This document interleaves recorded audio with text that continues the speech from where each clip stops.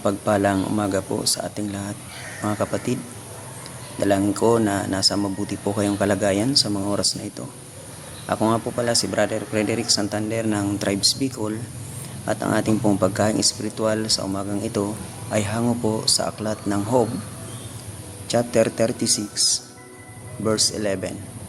Ganito po ang sinasabi: kung sila ay makinig at sa Diyos ay maglingkod, buhay na sagana at payapa sa kanila'y idudulot. Purihin po ang salita ng ating Panginoon. Dito po sa talata na aking binasa, makikita po natin, mga kapatid, kung paano ipinahayag ni Elihu na kaibigan ni Job ang kadakilaan at ang mga pangako ng Diyos. Makikita natin sa talata na aking binasa, binabanggit po dyan ang sila at kanila. Ibig sabihin po, walang tinutukoy na tao, ito'y para sa lahat at hindi lang po sa isang tao, bagkus para sa lahat po ng tao na lumapit at makinig sa Diyos, maglingkod sa Diyos. So tapat ang Diyos, dakila ang Diyos, sapagkat ang kanyang pangako na kung sila ay makinig at sa Diyos ay maglingkod, buhay na sagana at payapa sa kanila ay idudulot. Napakabuti ng ating Diyos, sapagkat kahit sino ka man, kahit anuman yung identity mo, kahit anuman yung nakaraan mo, basta't ikaw ay magsisi, tumalikod sa iyong mga kasalanan, makinig sa mga utos ng ating Diyos, at higit sa lahat maglingkod sa Diyos, ikaw ay makakamit ng pangako ng Diyos, ang kanyang pangakong saganang pamumuhay at payapang pamumuhay.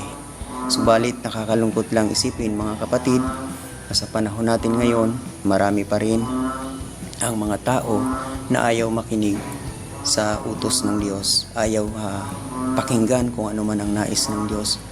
Marami pa ang mga tao na kung saan mas pinipili pa nila na mamuhay sa madilim na pamumuhay, sa magulong pamumuhay na gawa ng sanlibutan ito. Nakakalungkot lang isipin.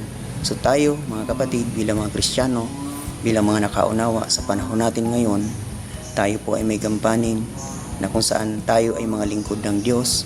Ibig sabihin lamang po nito, tayo yung mga ginagamit ng Diyos para ipamahagi ang kanyang banal na salita, ang ebanghelyo ng Panginoong Jesus, upang sa ganun ang mga tao ay makaunawa, makabagbalik loob sa Diyos, makinig sa Diyos, higit sa lahat makapaglingkod sa Diyos, upang makamtan din nila ang buhay na sagana at payapa. Oo, sa ating buhay bilang Kristiyano, minsan may mga pagkakataon na tayo sinusubok ng panahon ng tadhana. Subalit, huwag po tayong panghihinaan ng loob. Lagi nating aalalahanin ang pangako ng Diyos sa atin, ang buhay na sagana at buhay na payapa. Tapat ang Diyos sa kanyang mga pangako at hindi po yon nagbabago. Nawa, patuloy po tayo na magpagamit sa Panginoon, patuloy tayong makinig sa mga payo, sa mga utos ng Panginoon, at patuloy tayong maglingkod sa Kanya ng may katapatan. Patuloy tayong magpagamit upang sa ganon ay patuloy nating makamtan ang masaganang pamumuhay at ang payapang pamumuhay. Purihin po ang Diyos. Muli, magandang umaga po sa ating lahat. To God be all the glory.